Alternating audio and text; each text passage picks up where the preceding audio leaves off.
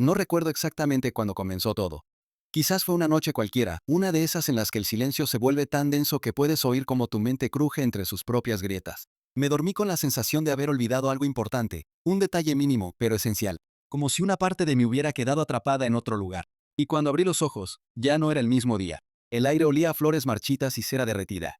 Había un murmullo lejano, un canto monótono que parecía provenir de debajo de la tierra. Me incorporé lentamente, pero el cuerpo me pesaba como si lo hubieran rellenado de piedra. Frente a mí, una sala que reconocí de inmediato, la capilla del viejo pueblo donde nací. Las paredes, de color ceniza, estaban cubiertas con retratos de santos sin ojos, como si la pintura se hubiera derretido sobre sus rostros. Y justo en el centro, un ataúd, el mío. No supe si debía reír o gritar. Mi primer impulso fue acercarme, pensar que era una broma, una pesadilla lúcida. Pero a medida que mis pasos resonaban sobre el mármol, el sonido del mundo se volvió más espeso. Podía escuchar el roce de mi respiración contra el aire. Podía sentir el pulso de la madera dentro del ataúd, como si algo vivo latiera ahí dentro. Y cuando lo vi, comprendí que no era un sueño. Era yo, pálido, inmóvil, con una expresión que mezclaba paz y terror. Las voces a mi alrededor se desdibujaban, como si fueran ecos de otra realidad. Rostros conocidos pasaban frente al ataúd. Mi madre, mi hermana, incluso Clara, la mujer que me había dejado hacía años. Pero todos tenían algo extraño en los ojos, un brillo húmedo que no parecía tristeza sino desconcierto, como si dudaran de lo que estaban viendo. No puede ser, susurré, aunque nadie me escuchó. Intenté tocar a mi madre, pero mi mano la atravesó como si fuera humo. Y entonces lo comprendí. No estaba soñando. O tal vez sí, pero el sueño era más real que la vida. El desarrollo. Pasaron horas, días, sin que pudiera entender el sentido de mi existencia en ese lugar. No comía, no dormía. El tiempo no avanzaba. A veces la capilla se oscurecía como si la noche cayera repentinamente, y otras veces se llenaba de una luz fría que me hacía ver mi propio reflejo en el cristal del ataúd. A veces el reflejo no se movía al mismo ritmo que yo. A veces me miraba con una sonrisa. Intenté salir, pero la puerta de la capilla conducía siempre al mismo sitio, a la capilla otra vez. Era un bucle perfecto. Si caminaba hacia el oeste, aparecía por el este. Si cerraba los ojos para imaginar otro lugar al abrirlos, todo seguía igual, excepto por un detalle. Cada vez que despertaba, algo cambiaba en mi cadáver. Primero fueron los ojos, que comenzaron a abrirse apenas una rendija. Luego, los dedos, que parecían tensarse sobre el pecho. Y después, la boca, que se entreabría, mostrando dientes grisáceos, como si el cuerpo estuviera tratando de hablar. ¿Era yo quien estaba muerto? ¿O era el quien despertaba? Me refugié en la esquina más oscura, intentando no mirarlo. Pero incluso allí, podía oír el crujir de sus huesos, el leve gemido de la madera que cedía bajo el peso del movimiento. Había un olor nuevo, mezcla de tierra húmeda y carne podrida. Y algo, una certeza viscosa, empezó a anidar en mi mente. Tal vez nunca desperté de verdad. Una noche, si es que se puede llamar noche a la ausencia de luz, oí mi nombre. Gabriel. Era una voz que conocía. Clara. Me giré, y allí estaba, vestida de negro, con un velo que le cubría el rostro. Caminaba hacia mí con pasos lentos, casi flotando. Quise correr hacia ella, pero algo me detuvo. Sus ojos no tenían color. Eran dos huecos profundos donde el reflejo de las velas temblaba como si el fuego estuviera atrapado en el vacío. ¿Por qué lloras?, le pregunté. Porque tú no lo haces, respondió, y extendió una mano transparente que tocó mi rostro. Su piel era fría. Fría como el mármol. ¿Estoy muerto?, le pregunté. Ella sonrió, y la sonrisa fue más triste que cualquier respuesta. No exactamente, dijo, pero ya no estás donde crees estar. Entonces la capilla cambió. Las paredes comenzaron a sangrar cera negra, las flores se deshicieron en una lluvia de ceniza, y el ataúd. El ataúd estaba vacío. Mi cuerpo había desaparecido. Durante lo que pareció una eternidad, busqué una salida. Caminé por pasillos que no recordaba haber visto antes, corredores llenos de espejos que mostraban imágenes distintas de mí. En uno, estaba de pie, vestido de blanco, con los ojos vendados. En otro, me veía viejo, encorvado, sosteniendo un bastón. En otro, simplemente no existía. Y al final del último pasillo, un reloj sin manecillas. El tic-tac resonaba, aunque no hubiera nada que medir. El tiempo se había disuelto, igual que mi memoria. Comencé a recordar fragmentos. Voces, risas, un accidente. Un volante girando bruscamente, el sonido de un vidrio estallando. La lluvia. Y luego, el silencio, la sensación de caer. Entonces comprendí, había muerto. Pero algo se había resistido. Tal vez no fue el alma lo que despertó, sino mi culpa. Los días siguientes fueron confusos.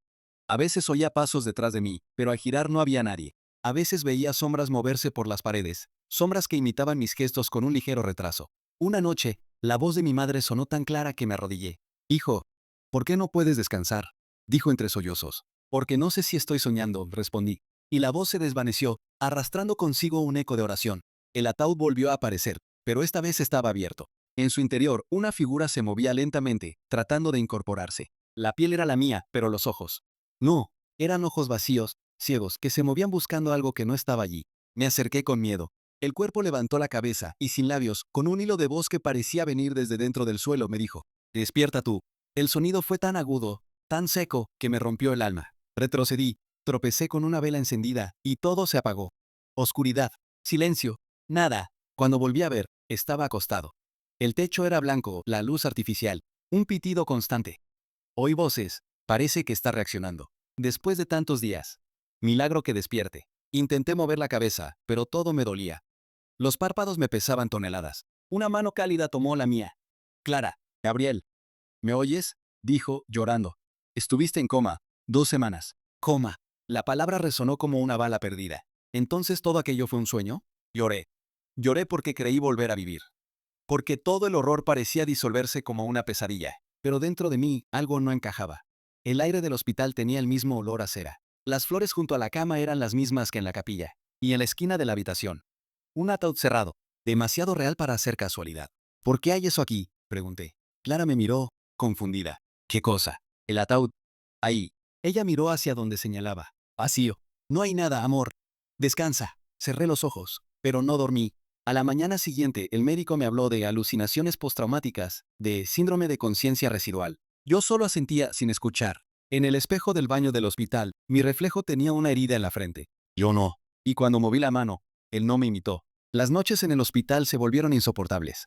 Oía el mismo tic-tac del reloj sin manecillas. A veces, los monitores de las otras camas mostraban nombres conocidos, el de mi madre, el de Clara. Pero los rostros de los pacientes eran extraños, deformes, casi irreales. Y una noche, mientras intentaba dormir, escuché una respiración a mi lado.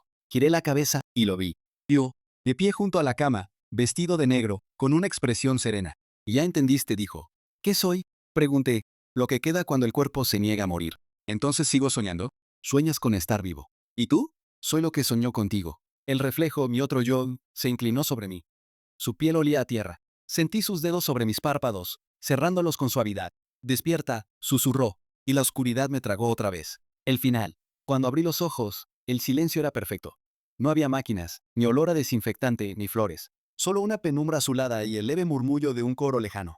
Miré a mi alrededor. Estaba en la capilla. Otra vez. El ataúd, esta vez, estaba cerrado. Pero en una esquina, sobre una mesa, vi un periódico. La fecha era de hacía 3 días. En la portada, mi fotografía. Gabriel Morales, fallecido a los 34 años tras largo coma inducido. El corazón me dio un vuelco. «No», susurré, temblando. Intenté abrir la puerta, pero la manija no se movía. Grité, golpeé las paredes, supliqué. Nadie respondió. Hasta que oí el sonido, el crujido de la tapa del ataúd. Se abría. Lentamente, un hedor familiar llenó el aire. Me acerqué, hipnotizado. Dentro, un cuerpo inmóvil. Mi cuerpo. Pero algo era distinto. El cadáver abrió los ojos. «Despertaste tarde», dijo. Retrocedí, tropezando, pero no había dónde huir. Las paredes parecían cerrarse sobre mí. Sentí las uñas rasgar el mármol, los gritos ahogarse en mi garganta. El cuerpo se incorporó, se sentó, y me miró con una calma insoportable. «Soñaste con tu muerte», susurró. «Pero fue la muerte la que soñó contigo». Y sonrió. Entonces todo comenzó a disolverse.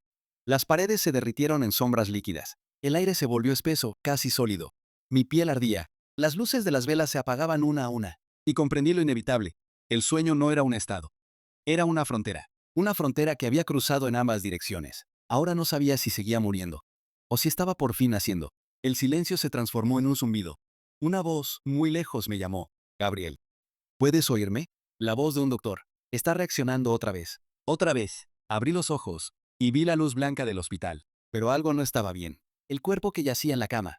No se movía. Era el mío. Y yo, suspendido sobre él, flotando, sin peso, sin piel, lo miraba con una tristeza inmensa. Clara lloraba a mi lado. El monitor emitió un sonido continuo, plano. Y entonces supe que ya no había vuelta atrás. Vi cómo mi cuerpo era cubierto con una sábana blanca. Vi cómo me empujaban hacia un pasillo oscuro.